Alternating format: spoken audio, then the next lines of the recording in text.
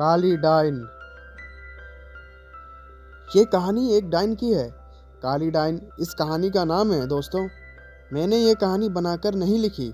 ये कहानी एक सचमुच की घटना है जो कि मैंने अपनी दादी से सुनी है और बहुत पुरानी है। कुछ लोगों का मानना है कि भूतों का कोई अस्तित्व नहीं होता है। आप लोग जानते हैं भगवान का अस्तित्व होता है, तो भूतों का क्यों नहीं।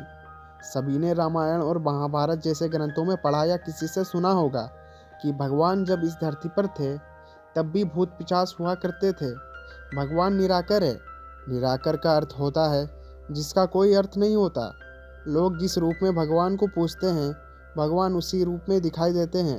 तो प्रेम से बोलिए भक्त और भगवान की जय। और समय व्यर्थ ना करते हुए मैं आपको अपनी कहानी की ओर ले चलता हूँ। बात बहुत पुरानी है। तब पानी के ज़्यादा साधन नहीं हुआ करते। लोग कुएं, बावड़ी, तालाब आदि से पानी पिया करते थे। तो ये कहानी भी एक तालाब की है जो कि उस काली डाइन के जादू से अमृत से जहर बन गया था। ये डाइन कैसे बनी, कैसे इस तालाब का पानी विष बन गया, मैं ये कहानी आपको बताता हूँ। एक गांव में एक औरत के कोई बच्चा नहीं था। वो औरत गांव के मुखिया की पत्नी थी। उसके शादी को काफ़ी दिन या समय हो गया था। सब लोग उसे बाँझ कहा करते थे। सारे गांव वाले उसका मुंह भी नहीं देखना चाहते। कहते थे कि इसका मुंह देख लिया तो पूरा दिन बेकार चला जाएगा। पर मुखिया की पत्नी थी, इसलिए लोग थोड़ी बहुत बातचीत कर लिया करते थे। एक दिन गांव में एक फकीर बाबा भिक्षा मांगते हुए आ पहुंचता है। तो वो बातों ही बातों में उसका हाथ देखने लगता है और कहता है, आपको बच्चा नहीं है ना। वो बोली, आपको कैसे पता चला। वो बोला, मैं हस्तरेखा में निपुण हूँ और हाथ देकर ये बता सकता हूँ कि क्या होने वाला है, क्या होगा। वो बोली, अच्छा तो ये बताओ कि मेरा बच्चा कब होगा। उसने कहा, आपको भगवान ने बच्चा तो नहीं दिया, पर मैं एक रास्ता बताता हूँ, वो सुनो। अमावस्या की रात को किसी एक ऐसे लड़के की बलि पीपल के पेड़ के नीचे दो जो अपने माँ बाप का इकलौता पुत्र हो, और उसके खून से अपने बाल धोना।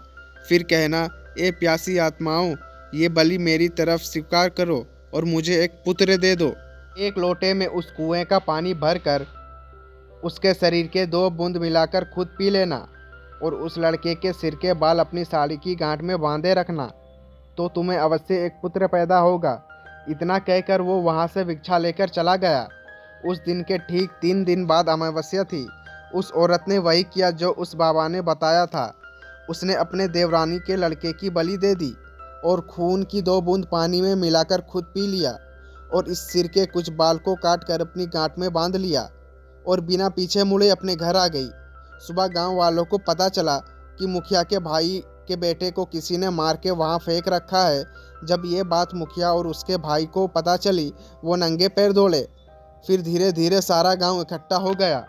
उस लड़के का माँ का रो रो कर बुरा हाल हो गया था। किसी व्यक्ति ने हिम्मत जुटाकर उस सिर को धड़ से जोड़ा और उसे नदी में बहाने की सलाह दी। वैसे ही किया। लोगों ने उस लाश को पानी में बहा दिया। सब लोग यही कह रहे थे, किसने किया ये सब, कैसे हुआ। सब लोगों के लिए ये घटना चिंता का विषय बन गई थी। जब मुखिया घर पहुंचता है तो क्या देखता है कि उसकी पत्नी तो पकवान बना रही थी। वो बड़ी खुश नज़र आ रही थी। मुखिया ने क्रोध में कहा, क्या तुम्हें इस बात का बिल्कुल भी दुख नहीं है कि हमारे भाई का बेटा मर गया है। वो पहले ऐसी नज़रों से देखी जैसे कि उसे मार ही डालेगी। फिर कहने लगी, लड़का उसका मरा है, मेरा नहीं, मैं क्यों शौक मनाऊं। और हंसने लगी और कहने लगी, तुम पागल हो गए हो। तुम्हें तो खुश होना चाहिए कि अब तुम्हारे भी एक पुत्र आने वाला है, और ये जानकर और खुशी होगी कि वो इस जायदाद का अकेला वारिस होगा। हा हा हा। वो फिर ऐसे हंसी, ये देखकर मुखिया से रहा नहीं गया और उसे जान से मारने के लिए तलवार उठाने चला गया। वो अंदर तलवार ढूंढ रहा था पर तलवार नहीं मिली।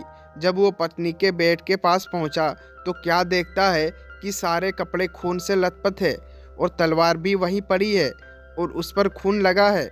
वो ये सब देखते ही समझ गया कि ये सब इसने पुत्र प्राप्त के लिए बलि दी है।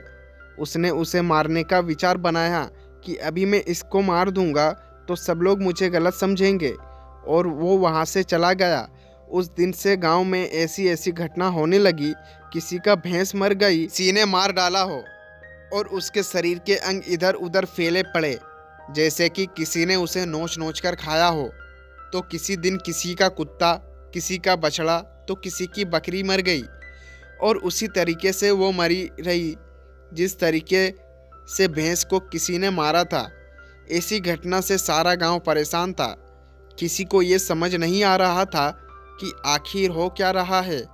एक दिन की बात है, मुखिया रात को अपने गेट के पास सोया हुआ था। आधी रात के समय उसे गेट खुलने की आवाज़ आई। वो जाग गया। उसने देखा कि एक औरत बाल फिकरे हुए आधी रात को बाहर चली जा रही है। देखने में तो ऐसा लग रहा था कि जैसे उसको कोई खींच कर ले जा रहा हो।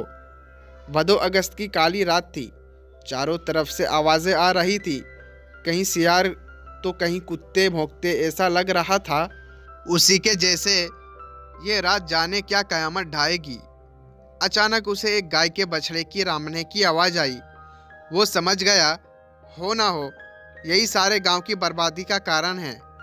मुखिया के दिमाग में एक आइडिया आया कि क्यों ना मैं चलकर देखूं कि ये कहाँ जाती है।